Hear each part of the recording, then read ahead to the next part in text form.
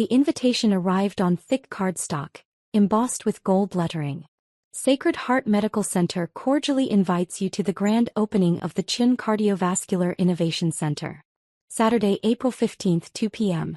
Light refreshments will be served. I held it in my hands, running my thumb over the raised letters of my own name. My name. On a building that would save thousands of lives over the coming decades. My phone rang. "Jennifer, darling, I have the most wonderful news," she said before I could even say hello. "My garden club is getting a private tour of that new heart center at Sacred Heart. You know, the one everyone's been talking about? Some wealthy donor built it. April 15th at 2 o'clock. I looked down at the invitation in my hand. "That's nice, Mom. I was thinking maybe you could join us. You work at the hospital, don't you? Maybe you could explain all the medical equipment to the ladies. Make yourself useful." I closed my eyes. "I work at a hospital, yes."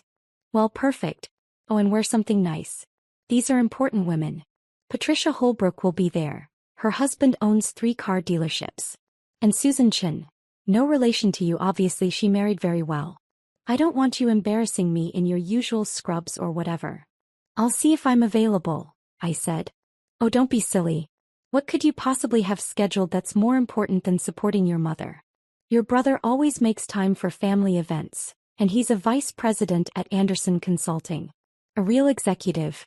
But I suppose you're busy doing, what is it you do again? Something with charities." "Something like that," I said quietly. "Well, anyway, 2 o'clock sharp. Don't be late." She hung up before I could respond. I set down the phone and looked around my office. Chief of Cardiothoracic Surgery, the nameplate on my desk read. The walls were covered with diplomas. Johns Hopkins Medical School, Stanford Residency, Fellowships in Cardiac Surgery and Transplantation. Certificates of Achievement from the American College of Surgeons. Published papers in the New England Journal of Medicine, The Lancet, JAMA Cardiology. And in the corner, framed but facing the wall where I wouldn't have to look at it every day, the Forbes 40 Under 40 feature from 2 years ago. Dr. Jennifer Chin, the heart surgeon revolutionizing cardiac care. My mother had never seen any of it. Not because I'd hidden it from her, though I suppose I hadn't exactly advertised it either. But because she'd never asked. Never shown any interest in my work beyond dismissive comments about plain doctor, or still in school at 35. My younger brother, David, had graduated with a business degree from a state school and landed a middle management job at a consulting firm. Vice President of Regional Operations, his title read, though I knew from mutual acquaintances that he managed a team of 12 people and spent most of his time creating PowerPoint presentations. Mom treated him like he'd cured cancer. I had actually saved 2,847 lives over the course of my career. I kept count the way some surgeons do, a tally of hearts restarted, valves replaced, arteries bypassed. I'd pioneered a new technique for mitral valve repair that had been adopted by cardiac centers worldwide. I'd donated $15 million of my own money, earned through speaking fees, consulting, and shrewd investments in medical technology startups, to build a state-of-the-art cardiac center. Mom thought I worked in a hospital gift shop or something. The worst part was that I'd let her think it. Every time she'd asked what I did, I'd given vague answers. "I work at Sacred Heart. I'm in healthcare. I do cardiac stuff." She'd fill in the blanks herself, always assuming the least impressive option, and I'd never corrected her. Maybe I wanted to see if she'd be proud of me anyway. If she'd love me without the validation of success. If I was more to her than just a disappointment compared to David. The answer over 15 years had been a resounding no. My assistant, Maria, knocked on the open door. "Dr. Chin? Your 2 o'clock consult is here. Mr. Patterson, the triple bypass." "Thanks, Maria. Send him in." I stood, smoothing my white coat. "Oh, and Maria? My mother's garden club is touring the new center on Saturday. Can you make sure I'm visible?" She raised an eyebrow. "Your mother doesn't know, does she?" "Know what?" "That you're Dr. Jennifer Chin." "The Dr. Jennifer Chin." She gestured around the office. "Chief of Surgery. Major donor. The woman whose name is literally on the building." "It's never come up," I said. "How has it never come up?" "She's never asked the right questions." Maria shook her head, smiling slightly. "This should be interesting. Want me to alert Dr. Morrison? He loves dramatic revelations." Dr. Richard Morrison was the hospital's director, a silver-haired administrator who'd been thrilled when I'd agreed to donate enough money to build a world-class cardiac center. He'd wanted to name it after me and I'd agreed, thinking it might finally make my parents take notice. They'd never mentioned it. Not once. "Yes," I said. "Alert Richard. Tell him I want to be there for the tour. In my full capacity." "Oh, this is going to be good," Maria said, grinning. "I'll make popcorn." Saturday arrived bright and clear. I dressed carefully that morning, not in scrubs as Mom had feared, but in a tailored navy suit with a white blouse. Professional. Powerful. I wore my hospital ID badge on a lanyard, the words Chief of Cardiothoracic Surgery clearly visible. I'd scheduled a surgery that morning, a complex aortic valve replacement on a 62-year-old grandmother. 4 hours in the OR, every minute requiring absolute focus and precision. By 1:30 I was closing, confident that Mrs. Rodriguez would be dancing at her granddaughter's quinceañera in 6 months. "Beautiful work, Dr. Chin," my surgical resident said as we finished. "Thank you, Dr. Patel. Make sure her family knows she'll be in recovery for about 2 hours, then ICU overnight. I'll check on her before I leave this evening." I scrubbed out, changed into my suit and headed downstairs to the new Cardiovascular Innovation Center. The building was magnificent. 3 stories of glass and steel, filled with the latest technology money could buy. Hybrid operating rooms that combined traditional surgery with advanced imaging. A cardiac catheterization lab with real-time 3D mapping. Recovery suites that looked more like luxury hotel rooms than hospital spaces. All of it funded by my donation. All of it bearing my name. Richard Morrison was waiting in the lobby, along with several other administrators and department heads. "Jennifer. Ready for the show?" "As ready as I'll ever be," I said. "Where are they?" "Started on the 3rd floor. Your mother's group has been here for about 30 minutes, touring the patient suites. They'll work their way down to the main lobby, where we'll do the formal presentation." "Has she said anything?" "Your mother." Richard's eyes twinkled. "Oh yes. Quite a lot actually. One of my development officers overheard her explaining to the group that her daughter works somewhere in the hospital, doing something medical, but that her son is the real success story, a VP at some consulting firm." I winced. "She said that in front of the staff?" "In front of everyone. Patricia, our head of development, nearly choked on her coffee. She had to excuse herself." "I should have told her years ago," I said quietly. "Why didn't you?" "I wanted to see if she'd be proud of me without the credentials. Without the titles. If she'd value me just for being her daughter." Richard's expression softened. And now I know." Voices echoed from the 2nd floor atrium. The garden club was descending the main staircase, a group of well-dressed women in their 60s, oohing and awing over the architecture. My mother was in the center, wearing a cream-colored suit and pearls, holding court like a queen. I recognized a few faces from childhood. Mrs. Holbrook, who'd always been kind to me. Mrs. Chin, no relation, who'd married a tech executive and never let anyone forget it. Susan Martinez, who'd gone to high school with my mother and somehow still tolerated her. "The cardiac suites are just magnificent," Mom was saying. "Of course, I don't understand all the medical equipment, but I'm sure it's very advanced. My daughter works here, you know. She could probably explain it all, but she's terribly busy. Always working. No time for a personal life, unfortunately."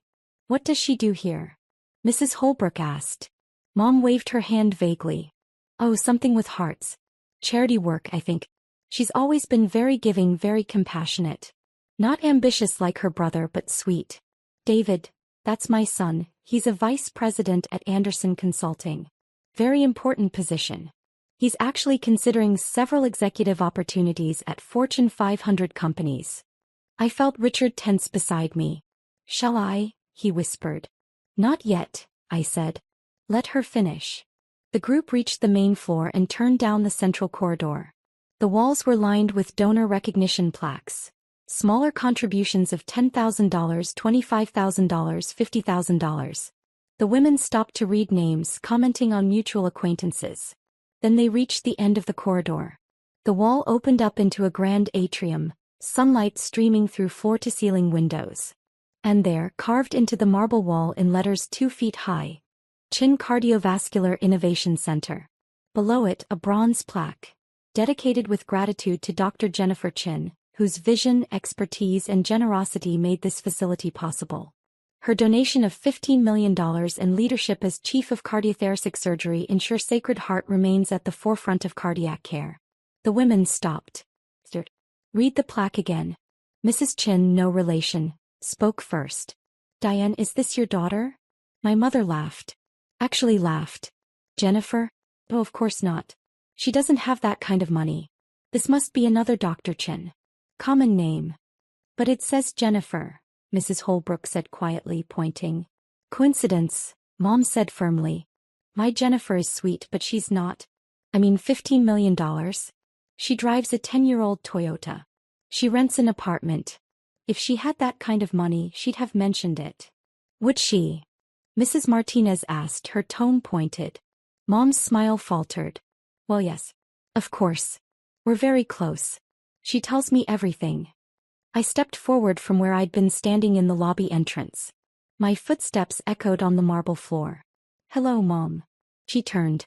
Her eyes widened when she saw my suit, my badge, the professional authority in my bearing. Jennifer. What are you doing here? I thought you were working today. I said. Just finished a 4-hour aortic valve replacement. Went perfectly. Mrs. Rodriguez should make a full recovery. The Garden Club women looked between us, confusion and dawning realization crossing their faces. You performed surgery? Mom said weakly. I'm a cardiac surgeon, I said simply. Chief of Cardiothoracic Surgery, actually. I've been chief for 3 years. Richard Morrison stepped forward, extending his hand to my mother. Mrs. Chin, I'm Dr. Richard Morrison, hospital director. You must be so proud of your daughter. She's one of the most accomplished cardiac surgeons in the country. We're honored to have her here at Sacred Heart. Mom shook his hand automatically, her expression blank. Yes. Of course. And this generous donation, Richard continued, gesturing to the plaque. $15 million to build this center. Combined with Dr. Chen's surgical expertise and her innovations in minimally invasive cardiac procedures, Sacred Heart is now a destination hospital for cardiac care. Patients come from across the country to be treated by your daughter. 15 million, Mom repeated faintly. The plaque doesn't mention her other contributions, Richard said, warming to his subject. He was enjoying this, I realized. Dr. Chin also funded our Cardiac Research Fellowship program. Another 5 million. She's on the board of directors. She's published 47 papers in peer-reviewed journals. She's trained over 60 cardiac surgeons, many of whom now lead programs at other major hospitals. Mrs. Holbrook beamed. Diane, this is wonderful. Why didn't you tell us your daughter was Dr. Jennifer Chin? I read about her in the newspaper. She saved Congressman Morrison's life last year, the emergency triple bypass. That was you. Mrs. Chin asked me, her tone completely different now. Respectful. Impressed. Yes, I said simply. And the new pediatric cardiac program? Mrs. Martinez added. The one that's been in the news? That saves babies with congenital heart defects. Dr. Chin founded that program, Richard said. She performs the surgeries herself. 17 successful infant cardiac repairs this year alone. 0 mortality rate. The women stared at me with open admiration. My mother stared at me like she'd never seen me before. I don't understand, Mom said, her voice barely above a whisper. Why didn't you tell me? I did tell you, I said gently. You asked what I did and I said I worked at Sacred Heart. You asked what kind of work and I said cardiac surgery. You just assumed it was something small. Something unimportant. But, $15 million. Where did you get that kind of money? I'm a highly specialized surgeon, I said. I consult for medical device companies. I've developed surgical techniques that are licensed internationally. I give lectures at medical conferences worldwide. I've made good investments. I live modestly because I don't need much, and I'd rather invest in healthcare than luxury cars. Your apartment, Mom said. You said you were renting. I own a condo in Pacific Heights, I said. It's rented out. The apartment I live in is closer to the hospital so I can respond to emergencies quickly. Cardiac surgery doesn't keep business hours. Mrs. Holbrook touched my mother's arm. Diane, you must be incredibly proud. My mother's face crumpled. Not with pride. With shame. I should have known, she whispered. I should have asked. I should have. Oh God, Jennifer. What have I done? The other women exchanged uncomfortable glances. This had gone from a pleasant tour to a family drama very quickly. Richard, bless him, smoothly intervened. Ladies, if you'll follow me, I'd like to show you our hybrid operating room. It's one of only 12 in the country with this particular imaging technology. Dr. Chen, would you do the honors? I led them through the center, explaining the technology in terms they could understand. Showing them the operating rooms where I'd performed over 2,800 successful surgeries. The ICU where my patients recovered under the watchful care of nurses I'd personally trained. The research labs where we were developing new treatments for heart disease. My mother didn't say a word. She just followed, her face pale, her usual confidence completely shattered. When the tour ended, the other women thanked me profusely, asked for business cards, which I didn't have. Maria would get some calls on Monday though, and promised to spread the word about Sacred Heart's incredible cardiac program. Only my mother remained in the lobby as the others headed to their cars. Jennifer, she said. Can we talk? I have to check on Mrs. Rodriguez, I said. My post-op patient. Please. Just 5 minutes. I nodded and led her to a quiet consultation room. We sat across from each other the same way I'd sat with hundreds of families, delivering news both good and bad. I'm sorry, Mom said immediately. I'm so sorry. I didn't know. I should have known, but I didn't know. You didn't want to know, I said quietly. Every time I tried to tell you about my work, you changed the subject. You'd ask one question and then start talking about David's latest promotion or achievement. You made assumptions about my life and never bothered to verify them. I was wrong, she said, tears streaming down her face now. I was so wrong. I thought because you weren't like David, because you weren't loud and confident and always talking about your success, that you must not be successful. I thought quiet meant failing. Quiet meant focused, I said. I didn't talk about my work because I was too busy doing it. Saving lives. Building a career. Making a difference. And David, she asked weakly. I could have been cruel. I could have told her that David's vice presidency was a middle management position, that his team was small, that his salary was less than my malpractice insurance premium. But I didn't. David is successful too, I said. In his own way. He's good at his job. But you built him into something he's not because you needed one of your children to be impressive. You needed someone to brag about to your friends. That's not fair, she protested weakly. Isn't it? How many times have you introduced David as a VP? How many times have you mentioned his accomplishments to your garden club? And how did you introduce me today? Something with charities. Not ambitious like her brother. Sweet but busy. She flinched with each quote. I heard you, Mom. In the corridor. Telling your friends that I couldn't possibly be the Dr. Chin who donated $15 million. That I didn't have that kind of money. That it must be a coincidence. I didn't mean. You laughed, I said, my voice breaking slightly despite my effort to stay composed. You laughed at the idea that I could be successful enough to afford this. Your own daughter, and you laughed. She buried her face in her hands, shoulders shaking with sobs. I should have felt satisfied. Vindicated. This was the moment I'd imagined, the moment when she'd realize what she'd missed, what she'd dismissed. Dad, I just felt tired. I wanted you to be proud of me, I said quietly. Not for the money or the titles or the recognition. Just proud of me, Jennifer. Your daughter. The person I am, not what I've accomplished. I am proud, she said through her tears. I'm so proud. You save lives. You built this incredible center. You're brilliant and accomplished and amazing. But you weren't proud yesterday, I said. Yesterday I was an embarrassment. Someone you apologized for to your friends. The disappointing daughter who hadn't made anything of herself. That's not true. Mom. It is true. And we both know it. He looked up at me, mascara running, pearls askew. How do I fix this? I don't know if you can, I said honestly. This isn't something you can fix with an apology or a grand gesture. This is 15 years of dismissal. Of assumptions. Of choosing David's small victories over my silent ones. Please, she whispered. Tell me what to do. I stood. Start by asking questions. Real questions. Not about my income or my titles, but about my work. About what I care about. About who I am. And then actually listen to the answers. Will you come to dinner? She asked. Next week? You and David both? I need to do better. I'll think about it, I said. Right now, I have a patient to check on. I left her there and went to the ICU. Mrs. Rodriguez was awake, groggy but stable.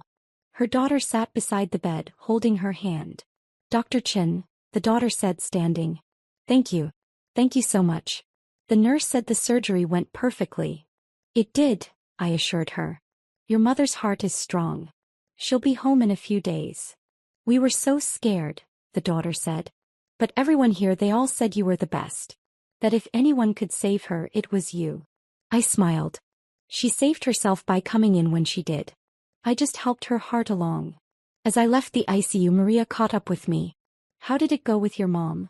About as well as could be expected, I said. Is there anything urgent? 3 consults for Monday. 2 potential surgical candidates. And someone from Forbes called. They want to do a follow-up feature on the new cardiac center. Have them call Richard, I said. He loves that stuff. Will do. And Dr. Chin? For what it's worth, your mom's garden club friends have been calling all afternoon. Apparently the word is spreading. You're going to be the talk of the Pacific Heights social circuit. Great, I said dryly. Just what I always wanted. But Maria smiled. Maybe now your mom will stop introducing you as something with charities. Maybe, I said. That evening I sat in my small apartment near the hospital looking out at the city lights. My phone buzzed with text. David, Mom called me crying. What happened? Me, she found out what I actually do for a living. David, which is? I sent him a link to the Sacred Heart website, specifically the page about the Chin Cardiovascular Innovation Center. 3 dots appeared. Disappeared. Appeared again. David, holy shit. You're that Dr. Chin? The one everyone's been talking about? Me, yes. David, why didn't you tell us? Me, I tried. You weren't listening. More dots. Then, David, I'm sorry. I had no idea. I thought you were like a nurse or something. Maybe a physician's assistant. Me, I know what you thought. David, for what it's worth, this is incredible. What you've built. What you've accomplished. I'm really proud of you, sis. I stared at the message. Was he proud? Or was he just recalibrating now that he knew I was more successful than him? Meek, thanks. How's Anderson? David, good. Busy. Nothing like saving lives, obviously. That's amazing what you do. Me, you do good work too. David, yeah, but I'm not you. The next text came 5 minutes later. David, Mom wants to have dinner. Both of us. Next Saturday. Will you come? Me, I'll think about it. I didn't commit. I wasn't ready. Part of me wanted to punish them, to let them sit with the discomfort of realizing they'd dismissed me for 15 years. Part of me wanted to be the bigger person to forgive and move forward. Mostly I was just exhausted. On Monday the hospital was buzzing. Apparently my mother's garden club had spread the word, and suddenly everyone in San Francisco society knew that Dr. Jennifer Chin, the cardiac surgeon they'd read about in the news, was Diane Chen's daughter. The daughter Diane had never mentioned. The daughter she dismissed as working somewhere in healthcare. My phone rang throughout the day. Old family friends calling to congratulate me. Distant relatives who suddenly remembered I existed. People Mom knew from church, from her book club, from tennis. I let most of them go to voicemail. Wednesday evening Mom showed up at the hospital. Maria buzzed me from the lobby. Dr. Chin? Your mother is here. She doesn't have an appointment, but she says it's important. I closed my eyes. Send her up to my office. She arrived 5 minutes later carrying a small box. She looked older somehow, more fragile than she'd seemed on Saturday. Thank you for seeing me, she said quietly. I have 15 minutes before my next consult, I said. What can I do for you, Mom? She set the box on my desk. I've been going through old photos. Old memories. I found these and thought you should have them. I opened the box. Inside were pictures of me from childhood and adolescence. Me in my high school graduation gown holding my valedictorian medal. Me on my first day of college. Me in my white coat at medical school orientation. And beneath the photos a folder. I opened it and found every report card I'd ever received. Every achievement award. Every certificate of excellence. I kept all of it, Mom said. Every report card that said, exceptional student. Every teacher who said you were gifted. Every award you won. I kept it all. But you never mentioned it, I said quietly. No, she admitted. I didn't. And I've been trying to understand why. Why I dismissed you. Why I built David up and pushed you down. Why I made you feel like you had to hide who you were. And she sat down heavily. I think I was scared of you. From the time you were small, you were so focused. So driven. You knew exactly what you wanted and you went after it with this quiet intensity that terrified me. David was easy, he wanted approval so I gave it to him. He wanted attention so I lavished it on him. He needed me. And I didn't? I asked. You didn't seem to. You were always so independent. So self-sufficient. I thought you didn't need me so I focused on David instead. And over the years it became this pattern. This narrative. David was my success story. You were, I don't even know. The mysterious one. The quiet one. The disappointing one, I said. She flinched. Yes. And I'm so sorry. Because you're not disappointing. You're extraordinary. You're everything a mother could hope for and I was too blind to see it. Why now? I asked. Why are you telling me this now? Because I realized something on Saturday, she said. When I was standing in that lobby reading your name on that wall. I realized that I don't know you. My own daughter, and I don't know what makes you happy or what you dream about or what you're afraid of. I know the surface. You're a surgeon, you save lives, you're brilliant. But I don't know you. No, I agreed quietly. You don't. I'd like to, she said. If you'll let me. I know I don't deserve it. I know I've had 35 years to ask and I didn't. But I'm asking now. Will you let me know you? I looked at this woman who'd given birth to me, raised me, and somehow missed everything that mattered. This woman who'd built me up as a child and torn me down as an adult. This woman who was my mother for better or worse. It's going to take time, I said finally. A lot of time. And I can't promise I'll forgive everything. Some things hurt too much for easy forgiveness. I understand, she said. I'll wait. However long it takes. Saturday dinner, I said. I'll come. But Mom, if this is just about showing me off to your friends now that you know I'm successful. It's not, she interrupted. I promise. It's about trying to be the mother you deserved all along. I can't undo the past, but maybe I can do better going forward. She left and I sat in my office looking at the old photos. There I was at 8, beaming in my science fair ribbon. At 12, holding my first biology textbook. At 16, serious and focused at a chemistry lab bench. That girl had known exactly who she wanted to be. And she'd become that person, despite a family that hadn't seen her, hadn't valued her, hadn't understood her quiet determination. Saturday came. I drove to my parents' house in Pacific Heights, the house I'd grown up in but never quite felt like home. David's car was already in the driveway. A BMW leased, I knew because he'd told everyone about it. I parked my Toyota and walked to the door.